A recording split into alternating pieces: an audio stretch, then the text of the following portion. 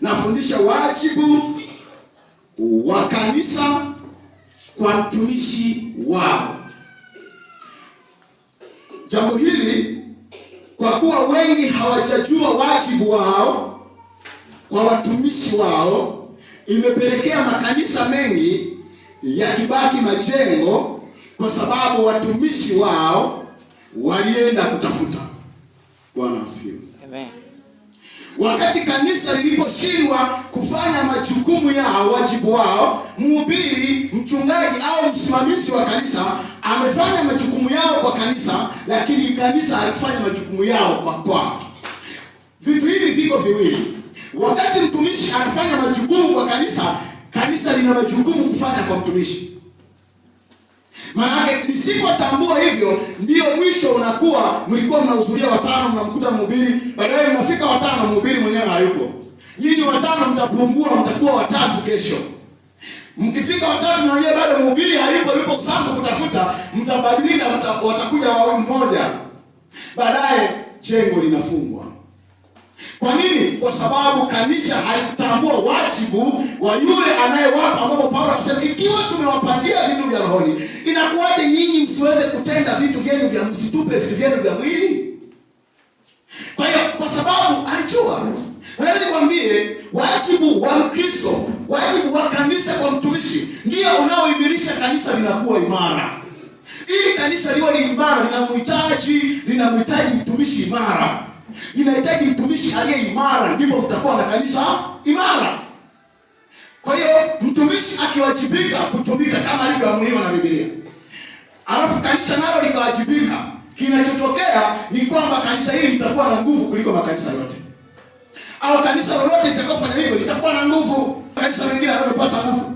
Unajua ni kwa nini? Ni kwa sababu wanathamini yule anayewatunza, anayewapa vitu vya rohoni, wanamtunza ili asiwe na sababu ya kutokutumika. Hasa. Kwa hiyo unakuta hata uwezo wake wa kutumika, nguvu ya kulileta neno inakuwa juu, kwa sababu ana nafasi ya kulitafuta neno. Ana nafasi ya kuomba. Ana nafasi ya kukesha kwa sababu yenu. Ana nafasi ya kutafuta neno kwa haki. Wajibu wa Mkristo namba 1 ni kanisa lina wajibu wa kuwajibika kwa mtumishi wao katika mahitaji yake ya mwili, ili na yeye aweze kufanya kazi ya Mungu na kulisimamia kundi na kulihudumia na kulilisha katika kweli. Wajibu wa kwanza ni lazima kanisa liwajibike kwa mtumishi wao katika mahitaji yao ya kimwili. Mahitaji yake ya kimwili, ili na yeye anapofanya huduma ya kiroho aweze kuhudumu, kulitunza kundi, kulilisha katika kweli. Kwa sababu kama hamtafanya hivyo, hamtafanya huo wajibu, kinachotokea atashinda kazini, alafu akifika hapa hana cha kufundisha, atafundisha chochote anachokiona kufundisha, hata haijalishi kimetoka wapi, kwa sababu hakuwa na nafasi ya kufanya hicho kitu. Yuko busy, sida na pambana. Anafika shuka saa 9:30, inatakiwa awepo ibadani. Anafika yuko hapa, washirika umefika na yeye anaingia, hana somo lolote, na anaanza kufungua karatasi hapa. Anafungua baadaye atakachowafundisha kitakuwa bora, kwa sababu hakijashirikishwa kutoka kwa Mungu. Yatakuwa mawazo yake na mtazamo na utazamo. Kwa nini? Kwa sababu kanisa haikuwajibika. Angalia Wathesalonike wa kwanza sura ya 5 mstari wa 12. Wathesalonike wa kwanza sura ya 5 mstari wa 12 na wa 13. Tumesema wajibu wa kwanza wa kanisa linatakiwa kuwajibika kwa mtumishi wao, kumtunza katika mahitaji yake. Lakini ndugu, tunataka mtambue wale wanaojitabisha kwa ajili yenu. Ndio. Na kwa kusimamia ninyi kuwasimamia ninyi katika Bwana, na kuwaonyeni. Anasema hivi, simama utaendelea mstari wa 13. Wa 12 sema, lakini ndugu, tunataka muwatambue wale wanaojitabisha kwa ajili yenu na kuwasimamia ninyi katika Bwana na kuwaonyeni. Anasema hao muwatambue wale wanaowasimamia ninyi na kuwahudumia na kuyafanya yale yote kuhusu ninyi. Anasema ndugu, inawapasa muwatambue hao. Mstari wa 13. mkiwastahi. Mwatambue kwa namna gani? Sasa na kule tulisoma watambuliwe, lakini nataka tuwatambue kwa namna gani? Sasa kuna tatu twende. Mkawastahi sana katika upendo. Ndio. Kwa ajili ya kazi zao. Ndio. Iweni na amani ninyi kwa ninyi. Mkawastahi sana katika upendo kwa ajili ya kazi zao. Yaani badala ya na ndio maana watu wanasema watu kanisa fulani wao wanaenda kufanya kazi kwa mtumishi ni watumwa. Si kweli. Wamejua huduma iliyo ndani yake, wamejua faida ya kile wanachokipokea, wanajua wako hapo walipo kwa sababu yuko mtu anawasimamia. Kama nilivyosema, wanaowasimamia na kuwaongozeni ninyi na kuwafundisheni, mkawatambue katika mahitaji yao. Mkawastahi sana katika upendo kwa ajili ya kazi zao. Sasa msipowastahi katika upendo kwa sababu ya kazi zao, watashinda makazini, watashinda huko kazini, wakirudi hapa hawana kitu cha kufundisha.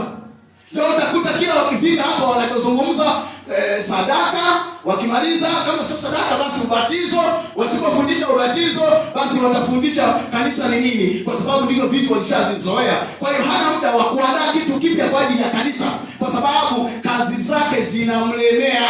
Kanisa halijatambua wajibu juu ya kiongozi wao. Maana yake kama kiongozi anawajibika, alafu kanisa haliwajibiki kwa kiongozi, kwa yule anayewaongoza, kama Biblia inasema katika mstari wa 12, anasema wale wanaowaongozeni ninyi, watambueni wanaowaongoza na kuwafundisha.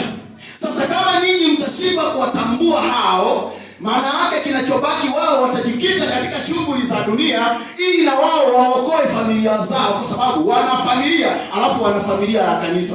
Yaani ana familia yake binafsi, alafu kuna familia ya kanisa. Yaani akilala anawaza familia yake, anawaza kanisa.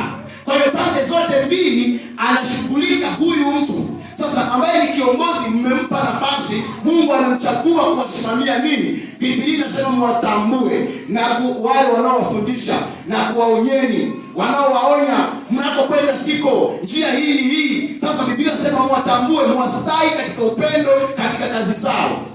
Maana yake wao wanapofikiri kwamba sasa ningefanyaje, ndio maana makanisa mengine yanakwenda kuziba pengo. Mchungaji itakiwa awepo shambani, basi wanaenda kufanya ile kazi ili awe na muda juu ya ile kanisa, awe na muda kwa ajili ya Wakristo. Na ndio maana hata wakifundishwa wana uwezo wa kupokea neno la kweli, kwa sababu ana nafasi ya kulihudumia, kuandaa huduma kwa ajili ya kanisa. Lakini kama atashinda, kanisa limeshindwa kutambua wajibu kwa sababu yake, kinachotokea huyu mtumishi atashinda majaribani. Anapotoka majaribuni hana ujumbe wowote wa kulifundisha kanisa. Akija hapa atapiga propaganda na mtaondoka.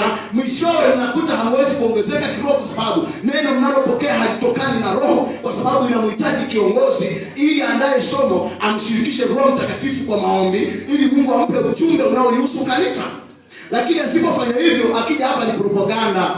Hata kama ninasimama kuhubiri lakini sijamuomba Mungu kwa sababu ya kazi ninayoifanya na ujumbe ninaokwenda kulipa kanisa, hiyo ni propaganda. Siwezi kuwa na ujumbe sahihi, kwa sababu Roho wa Mungu, Biblia inasema tunayafafanua mambo ya rohoni kwa njia, kwa neno la rohoni kwa njia ya Roho. Kwa hiyo vitu vya rohoni vinapata nguvu kwa njia ya Roho. Ili uweze kufafanua neno na kulifundisha vizuri, linafunuliwa kwa njia ya Roho. Roho Mtakatifu ndiye mwandishi wa neno. Kwa hiyo yeye ndiye anaweza, ukimshirikisha juu ya ujumbe unaokwenda kufundisha kanisa, au unahitaji kutafuta ujumbe juu ya kanisa, basi tumuomba Mungu ili akupe tu. Sasa utapataje nafasi ya kufunga na kuomba wakati kazi zinakuhitaji? Unahitaji ushinde mahali popote, huko kila mahali upo kazini, umetingwa. Sasa ukitoka huko unarudi nyumbani, mahitaji yanakutaka. Ukisema ngoja nikatafute uwepo wa Mungu, nimtafute Mungu, basi niandae kitu cha neema kwa Wakristo, basi unakuta familia bado inakuvuta shati. Ndio maana Wakristo, ndio maana makanisa mengi yamebaki majengo, kwa sababu yamekosa kubeba wanaowasimamia. Kwa sababu pasipo kuwasimamia kanisa haliwezi kuendelea. Linahitaji watu ambao wanaweza kuwasimamia. Watu watasema labda unafundisha kitu gani? Nafundisha kitu ambacho wajibu wangu kama kanisa, kama kiongozi, wajibu wa kiongozi kama yeye, wajibu wa Mkristo. Sasa tumefundishana wajibu wa viongozi, sasa tunafundishana wajibu wa Wakristo kwa viongozi. Maana viongozi waajibike kwa Wakristo na Wakristo waajibike kwa kiongozi. Maana wasipofanya hivyo, kinachotokea kiongozi atapotelea mtini. Yes. Kwa sababu gani? Kwa sababu ana mahitaji mengine tofauti na kanisa. Unajua, unapofikiria juu ya kwamba fulani atakuwepo mahali, mimi siendi kama mtumishi amefundisha darasa. Sasa mwingine anasema kwa kuwa fulani atakuwepo, basi mimi atahudumia fulani. Sasa huyu unayemsema fulani, na yeye anahitaji nafasi kama ya kwako hiyo, ili ashinde mahali, atafute kitu na yeye familia yake ipate kula. Sasa ndo analiwaza kanisa, yeye yuko kanisani.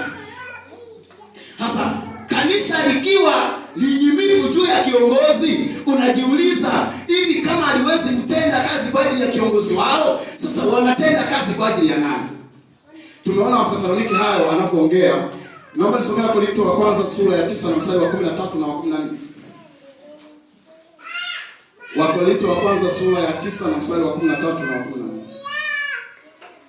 Biblia imeandika, hamjui ya kuwa wale wazifanyao kazi za hekalu hula katika vitu vya hekalu, na wale waihudumiao madhabahu huwa na fungu lao katika vitu vya madhabahu? Na Bwana vivyo hivyo ameamuru kwamba wale waihubirio injili wapate riziki kwa hiyo injili. Wale waihubirio injili wapate riziki kwa injili, wapate riziki kwenye hiyo injili. Anasema wale waihubirio injili imewapasa kupata riziki kwenye hiyo injili. 14. Na Bwana vivyo hivyo ameamuru kwamba wale waihubirio injili wapate riziki kwa hiyo injili. Hapa hajaamuru Paulo, hajaamuru mtu. Biblia imesema na Bwana ameamuru vivyo hivyo kwamba wahubirio injili wapate riziki katika hiyo injili. Maana yake wakienda kutafuta riziki sehemu nyingine, injili wataiacha. Wakienda kutafuta riziki tofauti na mahali hapo, wataiacha injili. Watakwenda kutafuta riziki mahali, wataacha ili hawezi kufanya vyote kwa pamoja. Hawezi kabisa. Lakini kanisa likijiboteka, likijiachia, kinachotokea huyu kiongozi na atapiga anaenda kuhangaikia maisha yake. Sasa akihangaikia maisha yake, ndio mwisho wa kanisa linapoanza kuyumba. Baadaye kanisa linakwisha habari yake. Unakuta walikuwa wanakuja watano, wanafika wanamkuta wa kiongozi. Makisera kila siku yuko hapa amekaa amewahi. Wanafarijika watano hao, wanahubiri pamoja naye. Alafu baadaye wanakuta wale watano Makisera hayupo naye. Kiongozi mwingine naye hayupo. Basi wanakaa tu wenyewe, wanarudi nyumbani. Baada ya hapo mtumishi mwenyewe hayupo. Sasa sisi tunaenda kufanya nini? Kama mtumishi anashinda ibada, sasa mimi ni nani? Basi na yeye atashinda kwenda kwenye biashara, atafute riziki ya kimwili. Ndio maana Biblia inasema wasihubirie injili, wanaohudumu madhabahuni wanafungulao kwenye hiyo madhabahu, ili kusudi wasiache madhabahu wakaenda kuangalia mambo mengine. Injili tuliyopokea ilitufundisha kwamba tufanye sisi, maana yake ili mtu aweze kuishi akashone mahema, na mhubiri akitoka hapa akienda kushonea mahema Mbozi, maana yake kanisa hili halina mhubiri, litakosa mhudumu, atakuwa anashona mahema huko, kwa sababu hapa mahema hayana biashara. Mama alikuwa anashona pale matubai na mzee kipindi cha nyuma, sijui kama na sasa sijajua kwa sasa. Matubai yale alikuwa hayauzii hapa, anapelekwa mahali kuliko na nini? Na soko. Unapeleka Usangu, unajua matubai kiashona yale yanauzika Usangu. Kwa hiyo mimi nitakuwepo Usangu na ibada, au mhubiri atakuwepo Usangu, au mtumishi mwingine atakuwepo Usangu, alafu kazi haiendi. Kwa nini? Kanisa halijatambua wajibu. Kwa kanisa likishindwa kutambua wajibu juu ya viongozi, kanisa haliwezi kuendelea. Mwisho wake hata ukuaji unakuwa kidogo. Biblia imesema Bwana ameamuru wapate riziki katika hicho. Bwana Mungu ameamuru wapate riziki kwa hiyo injili. Maana yake wakienda kutafuta riziki kinyume na hiyo injili, injili itakwama, kanisa litakwama. Sasa kazi yao ni ipi? Ukisoma Matendo 20 mstari wa 28, wanaambiwa wao washughulike na kitu gani? Matendo 20 mstari wa 28, nisomee hapa. Wahubiri hawa, wahudumu hawa, viongozi wafanye kitu gani wao? Wakati nyinyi mnaajibika kuwahudumia, wao waajibika kufanya kitu gani? Jitunzeni nafsi zenu na lile kundi lote nalo. Anasema kwanza waanze kujitunza wao nafsi zao na hilo kundi nao. Na ndio maana kule amesema mpate kufuatilia mwenendo wao, ili muige mwenendo wao wanavyokwenda mpaka mwisho. Ndio maana wanasema wajitunze nafsi zao na lile kundi walitunze. Ambalo Roho Mtakatifu amewawekea ninyi kuwa waangalizi ndani. Amewaweka, si amewawekea. Amewaweka ninyi kuwa waangalizi ndani yake, Asema mlitunze lile kundi ambalo roho. Kumbe hao hawajawekwa, na kwa sababu nyinyi mlipochagua ni roho anawaongoza kuchagua viongozi. Sasa hao ndio maana anasema ambao roho amewaweka. Kumbe aliyewaweka ni roho ili waliongoze nini? Kanisa ambao roho, hebu nirudia hapo. Ambalo Roho Mtakatifu amewaweka ninyi kuwa waangalizi ndani yake. Roho Mtakatifu amewaweka ninyi kuwa waangalizi ndani yake, ndani ya hiyo kanisa. Roho Mtakatifu amewaweka kuwa waangalizi. Jitunzeni na nafsi zenu. Maana Roho Mtakatifu ndiye aliyewaweka viongozi ili waliongoze kanisa. Sasa kama hawataajibika kuliongoza na kulitunza, kuona kwamba kulitunza maana yake wanaenda vizuri, kanisa linaendelea vizuri au linapotea, linakuwa kiroho au linazoofika. Nisomee tena katika Ibrania 13 mstari wa 17.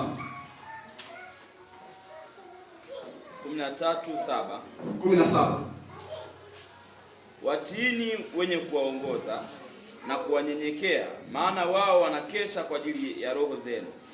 Ndio. Kama watu watakaotoa hesabu ili kwamba wafanye vivyo hivyo, wafanye hivyo kwa furaha wala si kwa kuugua. Anasema ili wafanye kazi hiyo kwa furaha wala sio kwa ugua. Pointi yangu hapo kuwatii kuko chini. Pointi yangu hapa anasema wanakesha. Kumbe moja ya kazi ya kiongozi lazima kukeshe kwa ajili ya kanisa. Sasa anapataje nafasi ya kukesha kwa ajili ya kanisa? Ikiwa kanisa halijawajibika juu yake, maana yake yeye hawezi kukesha kwa ajili ya kanisa. Kinachotokea anaenda kukesha kwa ajili ya maisha yake na yeye apate chochote. Kukesha ni kila wakati kufanya jambo kwa ajili ya jambo fulani. Sasa mtu anapokuwa kiongozi, Biblia inasema maana yake wapate kukesha kwa ajili yenu. Maana yake wao wakikesha kwa ajili ya kanisa, maana yake kwa sababu wao ndio wanaotoa hesabu ya nini? Ya kanisa. Kwa hiyo hesabu yao itakuwa uliwaongozaje watu? Uliwaongozaje hawa wa Kristo? Mbona uliwafundisha njia nyingine ukuwafundisha? Haya uliyaacha, haya uliyasema. Kwa nini ukuwaongoza? Maana yake watatoa hesabu katika kanisa na kundi wanaloliongoza. Kwa sababu hawajawekwa wao. Tumesoma katika Matendo 20:28 inasema Roho Mtakatifu na amewaweka. Kwa hiyo hesabu watatoka kwa aliyoweka. Aliyoweka wao ni Roho Mtakatifu. Hesabu yao wataitoa kwa Roho wa Mungu. Wataitoa kwa Mungu. Watatoa kwa Kristo kwa sababu Roho wa Mungu ndiye aliyoweka. Kwa hiyo watatoa hesabu ya kazi yao. Biblia inasema wanakesha kwa ajili yenu. Sasa ili wakeshe, hawawezi kukesha bila wakiwa mahitaji yamekaa nyumbani kila namna. Yaani mtumishi wako hata sukari ndani hajawahi kuwa nayo. Ukimwangalia kiatu chake, yaani mpaka wewe unamuonea aibu. Yaani wewe mwenyewe anayekuongoza unamuonea aibu. Ukiangalia mavazi yake, wewe mwenyewe unamuonea aibu. Sasa nataka nikwambie kwamba wakati mwingine ukiwajibika kwa mtumishi kuna baraka zake. Kwa sababu yule hajajiweka mwenyewe, anawekwa na Roho. Nyinyi mlipochagua, mlipomweka, maana yake sio ninyi, Roho wa Mungu ndiye aliyotumia kuiona huyu mtu anafaa kutumika hapa. Sio ninyi. Ninyi mlikuwa kwa mawazo yenu, mngetamani awe fulani, lakini aliyezidi na aliyeshinda huyo ni Roho alimweka. Ndio maana Matendo 20:28 anasema Roho Mtakatifu amewaweka ninyi. Lakini waliokuwa wanachagua hawakuwa Roho Mtakatifu, walikuwa watu. Kwa hiyo Mungu anatumia watu ndani yao ili kufikisha ujumbe kwa watu wengine. Kwa hiyo hawa wa viongozi hawajachaguliwa na sisi tu. Roho Mtakatifu ndiye aliyewaweka. Kwa hiyo hata hesabu yao wataitoa kwa Roho Mtakatifu. Nilikuweka kwenye kundi lilikuwa na watu 5. Sasa hizi naona nina watu 2. Na watu hao waliwajibika sana kwa upande wako. Kwa nini wewe huwajibika juu yao? Leo hii unasema mshirika hajaonekana wiki moja. Unasema mtumishi vipi umemfuatilia fulani? Yaani mpaka unajiuliza kwamba sawa ndio sijamfuatilia au ndio nimemfuatilia. Lakini baada ya kusema ndio namfuatilia, huelewi muda niliotumia. Siku moja mtumishi akasema, pale tuliwazimuka na mtumishi mmoja tunafuatilia ushika toka sehemu kwenda sehemu. Tunahitaji tuweke mafuta, tunahitaji nao tunatia mafuta mle. Sasa kanisa halijui kwamba huyu mtu anafikaje kumuona huyo mshirika kutoka hapa anafikaje. Kanisa halijali, ila linauliza ulimfuatilia fulani. Sasa kama wewe hujali, mimi najalije juu ya hiyo? Sasa mimi nitafanya kwa sababu ya wito. Lakini wewe kama Mkristo, mimi ninawajibika, wewe hujajibika, unahatia. Kwa sababu huyu kiongozi amewajibika, lakini wewe ambaye unaongoza hukuwajibika juu yake. Kwa sababu mtu anatoka hapa tulitia mafuta kutafuta, tunatoka safari ya huku, tunatoka hata tunaenda chuo kule, umetoka kule, mnaenda sehemu nyingine, mnafika pale, ajenda yenu inachukua hata masaa mawili, mnarudi tena. Sasa hiyo siku bado nyumbani wanataka mahitaji. Umeitumia kuzunguka kufuatilia hawa watu. Kanisa hata halijali. Unafika nyumbani mama anasema sabuni hamna. Haujakaa sawa mtoto, baba shuleni wanasema 20,000. Mnadigishi fulani. Sasa huyu mtumishi nini anafanya? Baadaye ukimwambia fuatilia anasema nilikosa nafasi. Kwa sababu haujampa nafasi, maana yake kanisa ndio linaweza kumpa nafasi viongozi wake ili aweze kutumika katika inavyotakiwa, ili aweze kuwasilisha kile kinachotakiwa. Kwa sababu hawezi akawa anatumika alafu mahitaji yake yeye yako roho. Hawezi. Kwa sababu itafika wakati atashuka. Haya, unataka mtu akaende akatumike kuhubiri injili. Akafanya injili labda ukafanya hudumia hawa. Huo muda nao shinda kuhubiri, familia yake inakula nini? Nyinyi kama kanisa, labda nyinyi kama kanisa mnafikiri nini? Yaani mnataka labda Maksiara kama mhubiri atoke hapa, aende kuzunguka huko. Muda nao zunguka wakati familia inahitaji mahitaji, nani anamhudumia hayo mahitaji? Ndio maana Biblia inasema anayetumika katika injili apate riziki yake katika hiyo injili. Si jambo ambalo ni geni, na ukiona geni wewe umelifanya liwe geni. Hili ni neno la Bwana limesema. Na ndio maana Paulo anasema Bwana amesema wahubirio injili wapate riziki yao katika hiyo injili. Sasa usipowapa riziki watakwenda kutafuta riziki sehemu nyingine. Wataiacha injili wakatafuta riziki. Na wakiacha injili wakatafuta riziki, kanisa ndio mwanzo wa kufa. Tumsome kwanza sura ya 13. Tulikuwa tunaziangalia kazi zao. Tumeona kwamba wanatakiwa waombe kwa ajili ya kanisa. Tumsome kwanza sura ya 13. Hata nitakapokuja, ndio ufanye bidii katika kusoma na kuonya na kufundisha. Ufanye bidii kusoma. Yaani yupo kule Kabwe kule na kelele zote zile, anahangaikia maisha. Atasoma saa ngapi? Biblia inasema huyu kiongozi afanye bidii katika kusoma na kufundisha. Ili aweze kufundisha anahitaji kusoma. Usiposoma huwezi kufundisha. Unafundisha kitu gani? Na ndio maana ukija hapa unaanza kuhangaika, hivi nitumie kifungu gani? Kwa sababu haukuwa na maandalizi. Kwa kanisa likishindwa kutambua uongozi, maana yake likishindwa kutambua uongozi kinachotokea, hiyo ni ajenda ya kwanza ambayo tuko nayo. Maana yake kanisa mwisho wake hautakuwa sawa.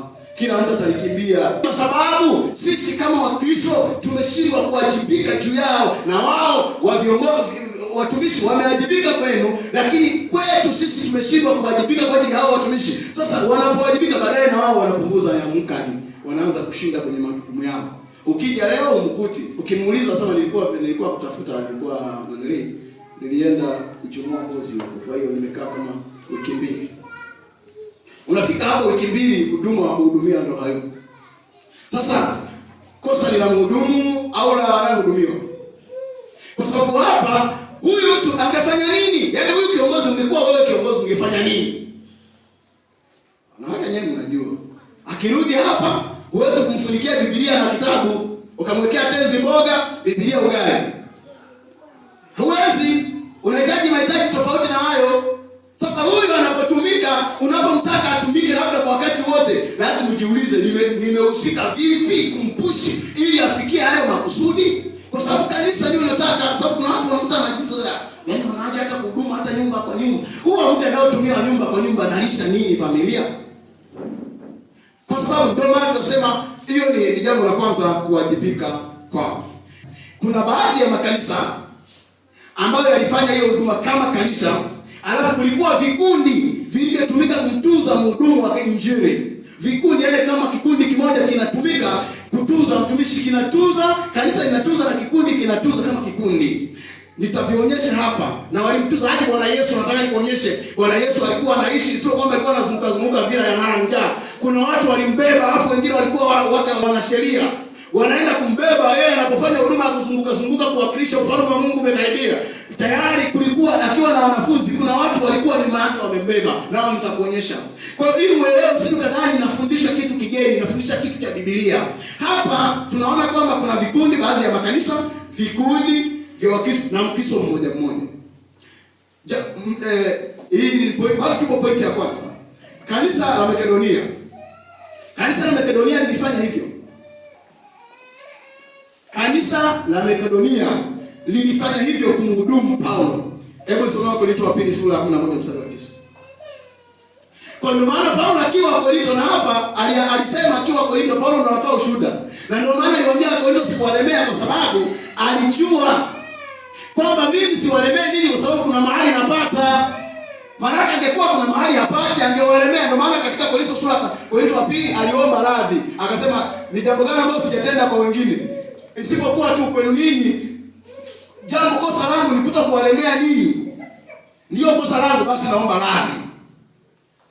Kwa nini? Kwa sababu yeye alijua kwa kuwa anapokea kutoka kanisa A, basi hili kwa sababu ni wachanga ndio naanzisha injili huku, hebu nisilemee. Kwa hiyo ndio maana kaandika haya yote. Sasa katika Korinto wa kwanza sura hiyo ya 11 mstari wa 9 tunaona kanisa analishuhudia kanisa la Makedonia kwamba ndio linafanya huduma. Naomba nisomee hapa. Nami nilipokuwa pamoja nanyi na kuhitaji sikumlemea mtu. Ndio. Maana hao ndugu waliokuja kutoka Makedonia walinipa kadi ya mahitaji yangu. Nami katika mambo yote najilinda nafsi yangu nisiwalemee hata kidogo, tena najilinda. Umesikia? Najilinda nisiwalemee kidogo kwa sababu wale walinipa mahitaji yangu yote. Sasa yeye mtu ana kila kitu, anapewa mahitaji yake. Sasa kanisa dogo linaloanza na haja gani ya kulilemea? Kwa sababu kuna watu haya, nyinyi hapa mmemtuma yule akaanzishe kazi kule Igodima kule.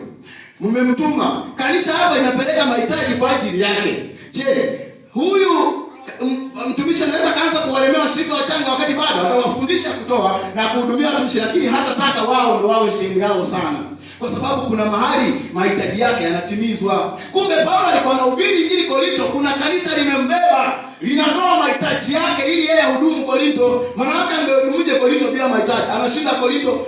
Alafu bahati nzuri Paulo hakuwa na mke, alikuwa kama yeye, angekuwa na familia, na Biblia inasema hakuoa. Paulo hakuwa na mke. Kwa sababu Paulo alifanya huduma akiwa yeye binafsi, lakini bado walimtunza mahitaji yake. Sasa angekuwa na familia, nadhani wangefanya zaidi. Hasa kwa sababu alikuwa kama yeye, bado walibeba mahitaji yake. Hapa anashuhudia kwamba sikuwalemea mtu na wala sitamani kuwalemea, kwa sababu watu kutoka Makedonia wameniletea mahitaji yangu, wametumika kuniletea mahitaji yangu yote. Kwa hiyo sina haja na kitu kwenu. Kwa kumbe alifanya injili ikiwa watu wengine wamebeba huduma yake. Ukipata watu katika kanisa wanaoibeba huduma, kanisa litasonga mbele. Watu watakaoishikilia huduma wanajua huyu ni mwimbaji, tunamshikiliaje mwimbaji huyu? Huyu ni mhubiri injili, ni mtumishi tuliyomweka kutumika, ambao Roho Mtakatifu amemweka. Sisi tuliowekewa huyo mtu tunafanyaje? Tunambeba vipi huyu kiongozi tuliyomchagua sisi awe kiongozi? Wakipatikana watu ambao wanaweza kubeba hiyo injili, hata kazi ya Mungu itakuwa kubwa zaidi kwenye hiyo kanisa. Lakini ukisema akashone mahema anaenda kweli. Kanisa la pili ni kanisa la Filipi. Nisomewa Filipi 4:16. Tumeona kanisa la Makedonia lilipeleka mahitaji kwa Paulo akiwa Korinto. Kwa hiyo Korinto yupo kuhudumu Korinto, alafu kanisa la Makedonia linapeleka mahitaji yake. Anasema sina uhitaji wowote kwa sababu nimepokea kutoka kwa Makedonia mahitaji yangu yote. Ndio maana sitaki kuwalemea wala sitaki kuwalemea ninyi, kwa sababu mahitaji yangu mimi nimeyapata kutoka kanisa la Makedonia. Nimepata mahitaji kutoka kanisa la Irene. Nina haja gani ya kuwalemea watu wa kanisa la Igodima wakati ndio nayo linaanza? Kwa litakapokamilika, likiwa kamili na lenyewe litafanya majukumu yao. Basi nisomee hapo wa Filipi.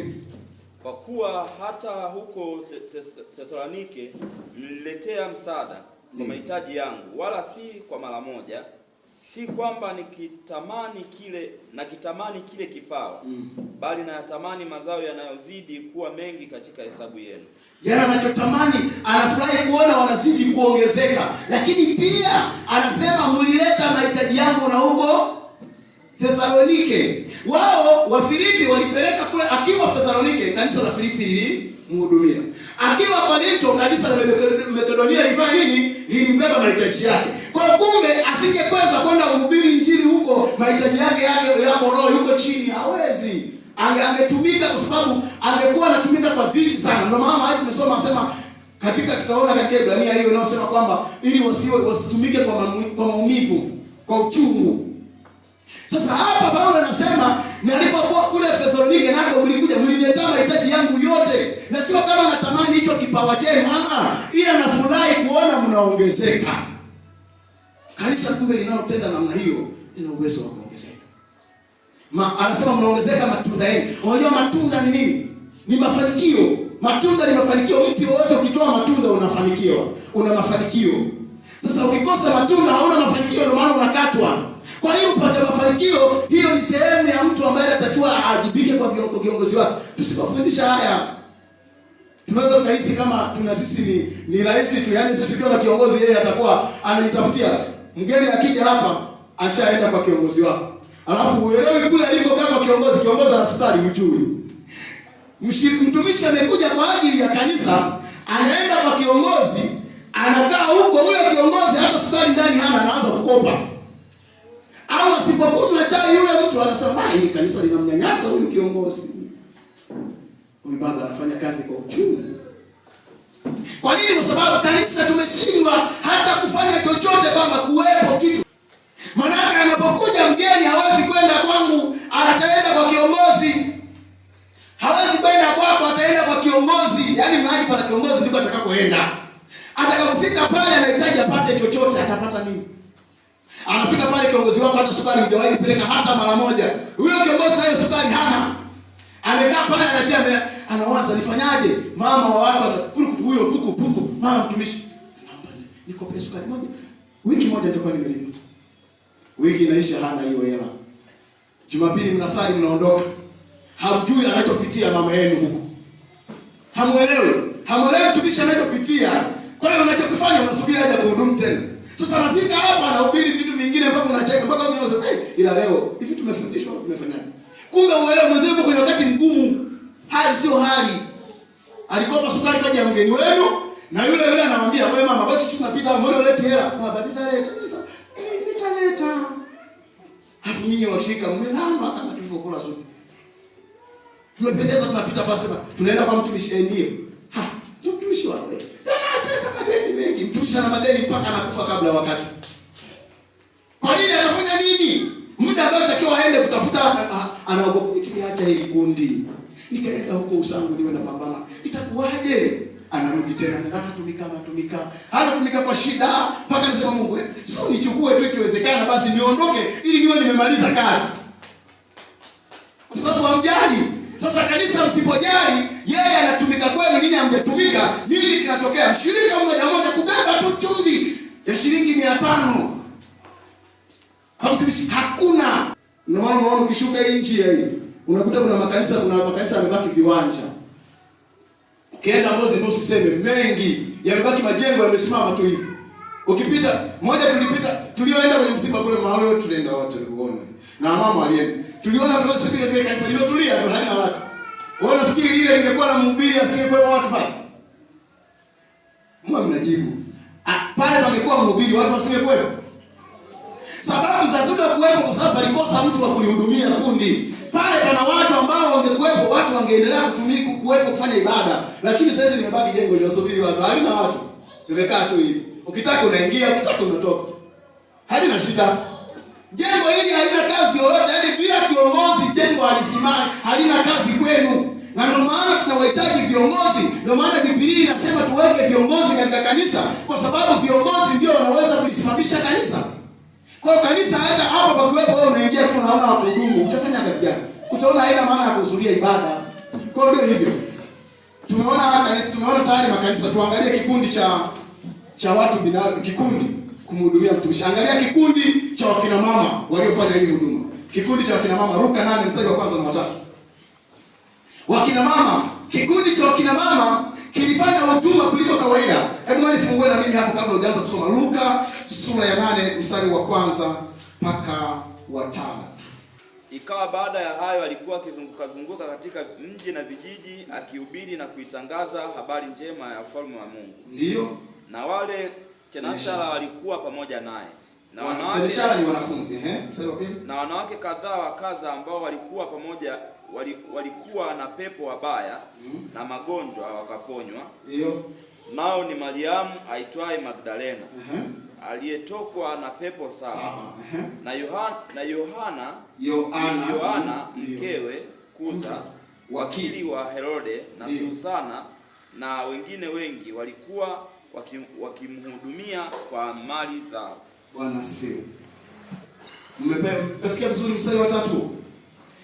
Wametajwa mke wa wakili wa Herode, Herode mfalme, wakili wake, mkewe pamoja na Susana ambaye alikuwa anaitwa Yohana mkewe Kuza, wakili wake Herode, na Susana na wengine wengi walikuwa wakimhudumia kwa mali zao. Wakati wao hao wanawake kama wao walikuwa wanamhudumia Bwana Yesu kwa mali zao. Yeye anapozunguka, Biblia mstari wa kwanza ikawa baada ya hapo alikuwa akizunguka huku na vijiji na miji akihudumu. Kwa hiyo akiwa kwenye kufanya hiyo huduma, kuna wanawake walikuwa wanatoa fedha zao na mali zao kwa ajili ya kumhudumia mahitaji yao yake. Sasa ukisema unasema wahubiri tu injili, wahubiri tu injili. Yesu mwenyewe aliwahitaji watu wa kumhudumia mahitaji yake kwa sababu alikuwa anaona njaa. Wewe inathibitisha alipopata majaribu asema akaona njaa. Kwa hiyo naye alikuwa anaona njaa ya kawaida, alihitaji watu wa kubeba kazi. Kwa hiyo watu walijitokeza, wakina mama hao. Mmoja alikuwa mke wa wakili wa Herode. Wakili wa Herode mke wake. Kwa hiyo msomi huyu mke wake akawa mmoja wapo wa mhudumu wa kumhudumia Kristo kwa mali. Sio kumhudumia kwa neno, kwa mali. Biblia hapa imesema kwa mali. Asema na Yohana mkewe Kuza, wakili wake Herode, na Susana na wengine wengi walikuwa wakimhudumia kwa mali zao. Wakati yeye anazunguka miji na vijiji na mahali mbalimbali, hawa wamama hawa walikuwa wanamhudumia Bwana Yesu kwa mali zao, ili anapofanya hiyo huduma asione majuto. Sasa leo unasema tu akatumiki. Anaendaje? Lazima uchukue hitaji lake ili aweze kufanya huduma vizuri. Kwa hiyo tunaona katika kikundi cha kina mama hao walihusika kufanya mshirika mmoja binafsi, Filipi 2:25. Kwa tunaona kumbe kuna haja kanisa linaweza kuwa na kikundi wa kina mama, wa baba na watu mbalimbali wanaweza kuhusika kufanya huduma kwa watumishi, kwa mtumishi wao. Tuangalie mtu binafsi anatajwa hapa Filipi 2:25. Lakini naliona imenilazimu kutuma kwenu yangu mtenda kazi pamoja nami. Mtenda kazi pamoja naye, ndio. Askari pamoja nami. Ndio. Tena ni mtume wenu na mdumu wa mahitaji yangu. Kwa hiyo anasema huyu kijana alikuwa ni rafiki yake, ni mtenda kazi pamoja naye, lakini alikuwa mhudumu wa mahitaji yake, Paulo. Sasa huyu mtu binafsi ambaye alikuwa na uwezo wa kumhudumia, anasema alikuwa mhudumu wa mahitaji yangu na mhudumu wa mahitaji yangu. Sasa anajitokeza mtu mmoja anaibeba kazi kwa sababu ametambua utumishi, ametambua uongozi, anatambua kwamba mimi Bwana amemweka huyu mtu ili aniongoze mimi, ndio maana niko salama. Kwa hiyo anaamua kutumia fedha zake kumhudumia. Kwa hiyo yeye anasema alikuwa mhudumu wa mahitaji yake, pamoja na kwamba alikuwa mtumishi pamoja naye, tumetumika pamoja naye. Rafiki yangu huyu nimelazimu kumtuma kwenu, mtu ambaye ni nabii kwenu na kwetu sisi, alafu huyu ni mhudumu wa mahitaji yangu. Sasa kanisa lisipofanya hivyo, kwa hiyo tumeona kuhusu kanisa, tumeona kuhusu vikundi, tumeona kuhusu mtu binafsi ana uwezo wa kwenda kufanya kwa mtumishi wake. Kwa Paulo anamsitisha kama kanisa na Wakristo mmoja tunafanya hivyo, Mungu anasema nini juu yetu? Kama tutafanya hivyo, tutawahudumia watumishi. Tutafanya Mkristo mmoja atamhudumia mtumishi wake. Kikundi cha kina mama, kikundi cha baba kikaamua kufanya huduma kwa ajili ya mtumishi. Bwana anasema nini? Ebrania 6:10. Bwana anasema nini? Ebrania 6:10. Ebrania 6:10. Ndio. Biblia imeandika, maana Mungu si dhalimu. Ndio. Hata asisahau kazi yenu. Ndio. Na pendo lile mlilodhihirisha kwa jina lake. Ndio. Kwa kuwa mmewahudumia watakatifu. Ndio. Na hata hivi sasa mngali mkiwahudumia. Ndio. Asema Mungu sio dhalimu, hata isahau kazi yenu, kwa kuwa mmewahudumia watakatifu na sasa bado mnawahudumia. Kwa Mungu hawezi kuisahau kazi yenu mnaoifanya kwa ajili yao. Biblia inasema Mungu sio dhalimu, hata isahau kazi yenu mnaoifanya kwao. Anasema ambayo mmefanya kuwahudumia hao watakatifu, ambao bado mpaka sasa mnawahudumia. Anasema Mungu sio dhalimu mpaka asahau kazi yenu. Kwa hiyo ni kazi yenu, lakini watumishi nao wamepewa kazi. Kanisa lisipofanya hivyo, kinachotokea litabaki jengo, kwa sababu litakosa kuwasimamia. Wajibu wa pili, kuwaheshimu watumishi wa kanisa lao. Wakristo wengi hawana heshima kwa viongozi wao, wanawachukulia kama wa kawaida, kwa sababu hawaelewi aliyewaweka ni Roho Mtakatifu. Bwana asifiwe. Aliyewaweka waongoze. Heshima wa Kristo kwa viongozi haipo. Kanisa likiwa halina heshima kwa viongozi wao, hata wanachofundishwa hawezi kukiishi, kwa sababu hawamheshimu kiongozi wao. Lakini kukiwa heshima kwa viongozi, kanisa likiwa na heshima kwa viongozi, hata kazi ya Mungu itakwenda vizuri. Kiongozi atafanya kazi bila majuto. Unasema heshima. Nisomete mstari wa kwanza sura 5 mstari wa 17. Kwa Wakristo wana wajibu wa kuheshimu watumishi wao. Ukiona huna heshima kwa mtumishi, sio wewe. Tatizo ni kitu kilicho ndani. Mstari wa kwanza sura 5 mstari wa 17 inasemaje?